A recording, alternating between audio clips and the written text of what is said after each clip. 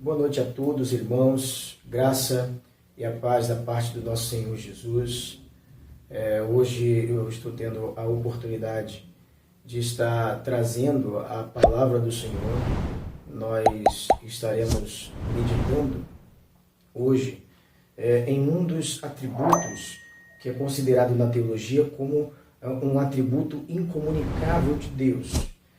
Deus, ele não tem como ser definido. Nós não temos como definir Deus, é apenas uma frase.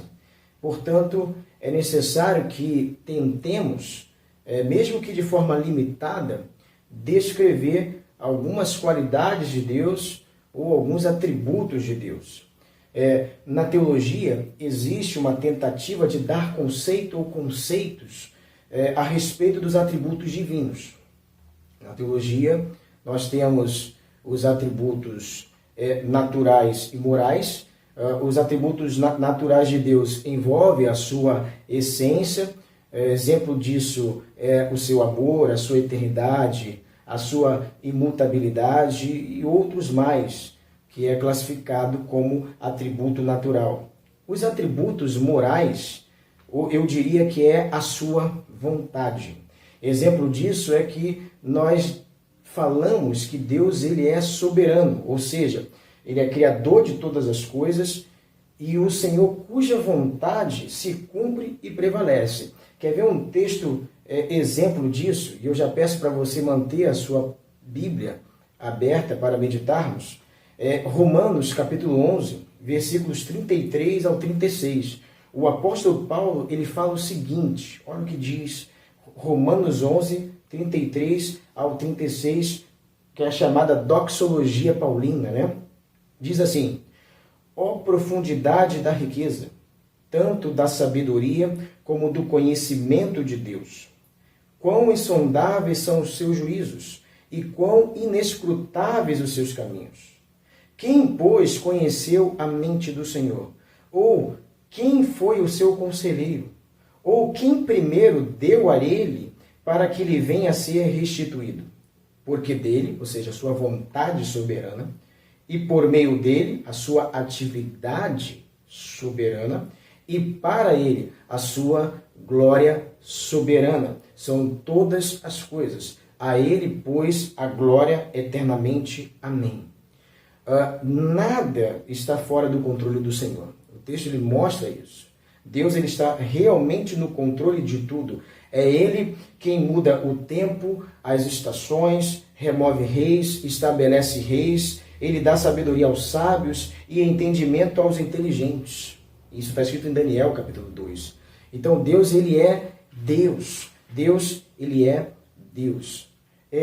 A teologia também classifica atributos incomunicáveis e comunicáveis. Os atributos incomunicáveis são aqueles exclusivos de Deus, que é a sua eternidade, que é a sua onisciência, a sua onipotência, o que nós iremos falar hoje dentro do Salmo 139, ali a partir dos versos 13 ao 18, e outros. Esses são os atributos incomunicáveis. Os atributos comunicáveis, pelo menos eu destaquei alguns, foram impressos na humanidade, na criação, que é a sua inteligência, a moralidade, a ética, e entre outros mais. Todos esses conceitos de atributos naturais ou morais, atributos comunicáveis e incomunicáveis, eu retirei de algumas teologias. Eu sintetizei e retirei de algumas teologias. Para quem é amante da teologia, gosta de teologia, eu cito como referência a teologia sistemática de Lois Berkhof, e a teologia básica de Charles Hillier. Agora vamos meditar no Salmo 139. O Salmo 139, Davi escreve esse salmo. Nesse momento ele estava sendo perseguido. Parece que Davi estava fugindo para recorrer em Deus. E ao fazê-lo, Davi, de forma limitada, mas inspirada pelo Senhor, ele acaba revelando o caráter ilimitado de certos atributos de Deus nesse texto, pelos quais ele é realmente o único a ser reconhecido como grande. Você vai observar, é claro que eu não vou pregar todo o Salmo 139, não daria tempo, irmãos, mas mantenha a sua Bíblia aberta, que nos versos 1 a 6, Davi reconhece que Deus tudo conhece, o que nós dizemos categoricamente de onisciência. Nos versos 7 a 12, ele reconhece que Deus está em toda parte, onipresença. Onipresença não é o mesmo que panteísmo, que iguala o universo a Deus. Há uma grande distinção entre Deus e a sua criação. Nos versos 13 ao 18, que é o que nós iremos trabalhar, ele reconhece que Deus tudo pode.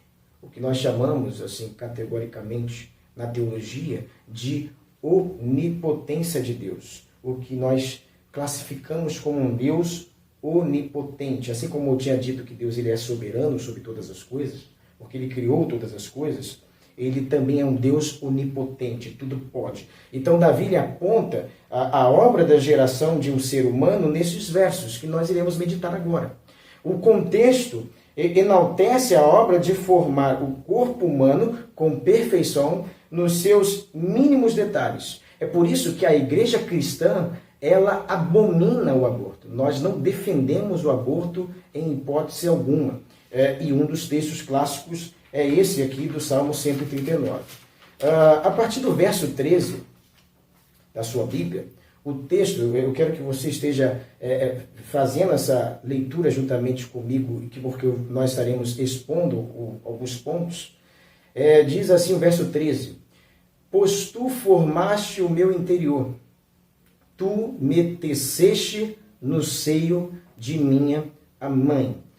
Algumas traduções estará escrito assim: pois tu formaste os meus rins. Na Nova Versão Transformadora, o texto ele vai estar assim: tu formaste o meu interior e me teceste no ventre de minha mãe. Ou seja, antes mesmo de Davi nascer, até o momento de sua concepção, Deus havia criado Davi. Foi assim comigo, foi assim com você que está me assistindo, e é por isso que valorizamos a gestação de uma mãe, em todo o processo. Em todo o processo nós valorizamos a gestação de uma mãe. No verso 14, olha o que diz aí o verso 14. Diz assim, eu serei breve, até para podermos ser sucinto na ideia. Verso 14. Eu te louvarei, porque de um modo assombroso e tão maravilhoso fui feito. Maravilhosas são as tuas obras, e a minha alma o sabe muito bem. Então Davi ele começa dizendo nesse verso 14, ele utiliza a expressão eu te louvarei. Graças te dou, Senhor. Não apenas o que é tão grande e maravilhoso, mas te reconhecerei de uma maneira pública como sábia, santa e boa, com direito a dar a ti, Senhor, honra, a dar amor, a dar gratidão. É isso que Davi lhe faz nesse momento aqui. E ele diz o texto, ele continua, olha lá, preste atenção. Porque de um modo assombroso e tão maravilhoso fui feito. Você foi feito assim. A palavra assombroso, ela pode ser traduzida como modo terrível, modo diferente, distinto das outras criações. Nós somos todos diferentes das outras criações. Somos feitos de maneira maravilhosa. Somos feitos de maneira distinta. E o texto continua. Olha o que lá diz. Maravilhosas são as tuas obras. Ou seja, devemos admirar a onipotência de Deus na nossa própria formação, desde a fecundação até o nascimento. Ou na forma como Deus cria todas as coisas. Por quê? Porque Deus, como eu tinha dito, é o Deus que tudo pode. É o Deus que tudo pode. E o texto continua.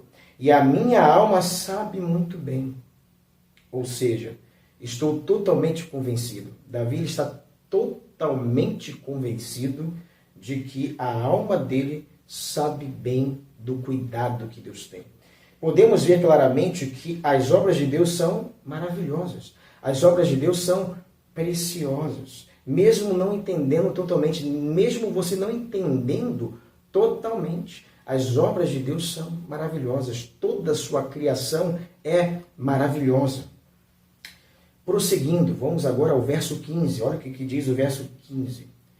Os meus ossos não te foram encobertos, quando no oculto fui feito e entretecido nas profundezas da terra. Os meus ossos não te foram encobertos.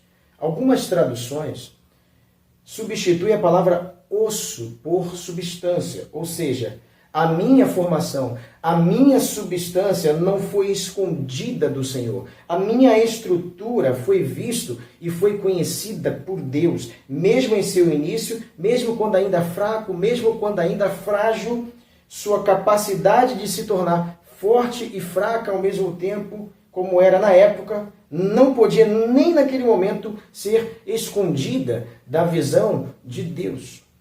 É isso que Davi fala nesse momento aqui. E ele continua, preste bem atenção. Quando no oculto fui feito, ou seja, no útero da minha mãe. No útero da minha mãe, escondido dos olhos do homem, escondido dos olhos da humanidade. Os olhos do Senhor me via. Os olhos de Deus via a Davi. E o texto prossegue. E entretecido nas profundezas da terra, ou seja, forjado em um lugar escuro, forjado em um lugar obscuro e muito além do poder da observação humana, como se tivesse sido feito lá embaixo, no profundo. Entretanto, o poder do soberano Senhor, porque Deus ele é soberano, é também visto no fato de, além de formar o corpo de um homem, demonstrar que os seus planos, que os seus decretos, jamais serão frustrados ou impedidos de acontecer naquele indivíduo. E o texto ele demonstra isso muito claro. Verso 16. Olha o que diz o verso 16.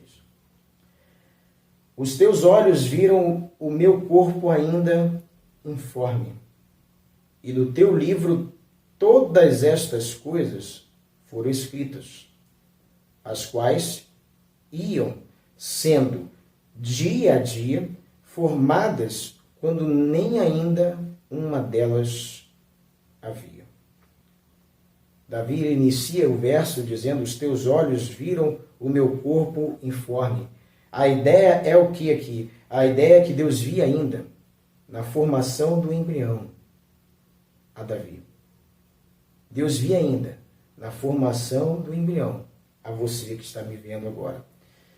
E assim Deus fez e assim Deus faz. Ele faz isso. E o texto ele continua muito claro. Olha o que ele diz. E no teu livro todas estas coisas foram escritas. Aqui, Davi exalta o que chamamos, e o que eu já expressei aqui no início, de soberania de Deus.